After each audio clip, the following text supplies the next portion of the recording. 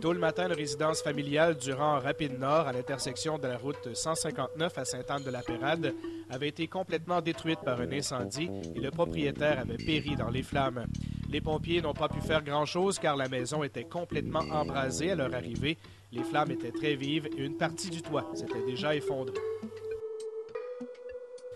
Les enquêteurs de l'escouade régionale mixte de la lutte à la drogue avaient procédé à une perquisition d'envergure dans un bâtiment adjacent au commerce du tapis du secteur Cap-de-la-Madeleine sur la rue des Commandants. Près du tiers de la bâtisse cachait une serre de cannabis des plus sophistiquées. Plus de 2300 plants de cannabis poussaient, séchaient ou étaient déjà ensachés, prêts pour la revente. Toutes les étapes de fabrication pouvaient se faire à l'intérieur du bâtiment. Des systèmes de ventilation empêchaient les odeurs de se propager dans le reste du bâtiment qui abrite un commerce légal de tapis. Il s'agissait d'une importante saisie aux yeux des enquêteurs de l'escouade. Jamais on n'avait vu de telles installations à Trois-Rivières, affirmait le porte-parole de l'escouade.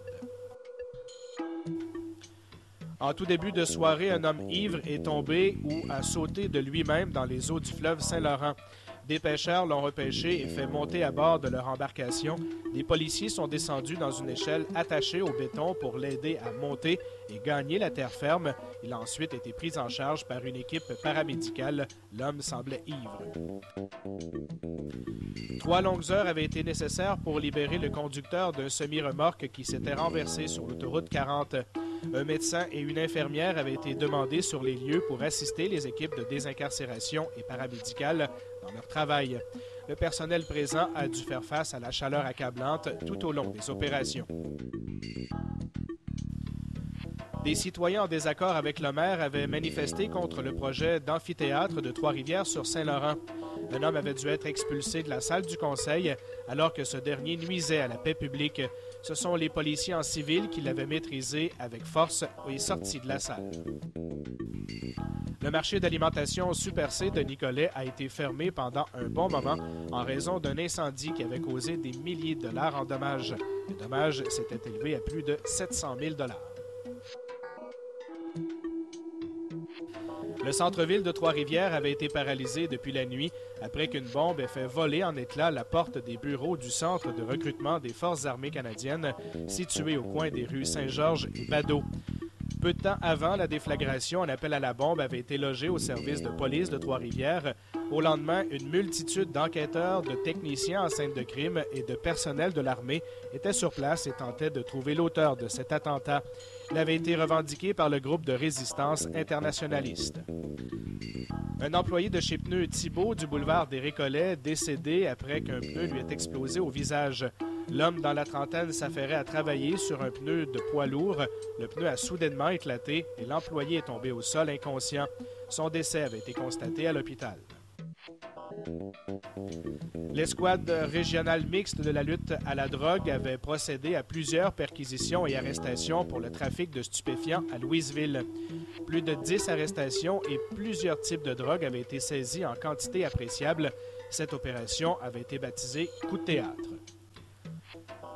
Sous-sol inondé, tunnel inondé, accumulation d'eau dans les rues, incendie d'une résidence, accident de la circulation, fils électriques en feu, stationnement transformé en lac. Le passage d'un orage avait laissé des traces importantes et avait coupé le service d'urgence jusqu'à ce que le temps se calme à Trois-Rivières. Le conducteur d'une Ferrari a bien malgré lui endommagé son luxueux bolide après avoir perdu le contrôle en sortant du carrefour giratoire de la Couronne. Le conducteur d'un tracteur de ferme avait été gravement blessé quand il a été percuté de plein fouet par un train de marchandises entre Saint-Paulin et Charette. La victime avait subi des blessures sur le haut de son corps. Le train tirait 85 wagons. La route 350 avait dû être fermée jusqu'à ce qu'on libère la voie ferrée. Les pompiers de Saint-Boniface, assistés de ceux de Saint-Étienne-des-Grès, répondaient à un appel pour un incendie à la boucherie Salaison-Alain de la rue principale. Le feu s'est déclaré dans un mur et avait causé de très lourds dommages à l'intérieur du commerce. L'intervention rapide des pompiers avait permis de limiter les flammes et de les empêcher de se propager au reste de l'immeuble. Le corps d'un homme qui était tombé dans les eaux de la rivière Saint-Maurice avait finalement été retrouvé par les plongeurs de la Sûreté du Québec le lendemain. Les recherches en plongée ont duré quelques heures. Le corps a été découvert tout près de l'endroit où il avait sombré. Les membres de la famille et des amis sont restés présents tout au long des opérations. Un peu avant 15 heures, un grave et violent accident de la circulation est survenu sur la route 55 à Saint-Grégoire, à l'intersection des chemins Thibodaux. 3 véhicules ont été impliqués, dont un camion de livraison de Drummondville et une camionnette qui ont fait une collision frontale. Le conducteur de la camionnette est resté coincé dans le véhicule. Il aura fallu l'équipe de désincarcération des pompiers de Bécancour pour l'extirper de là.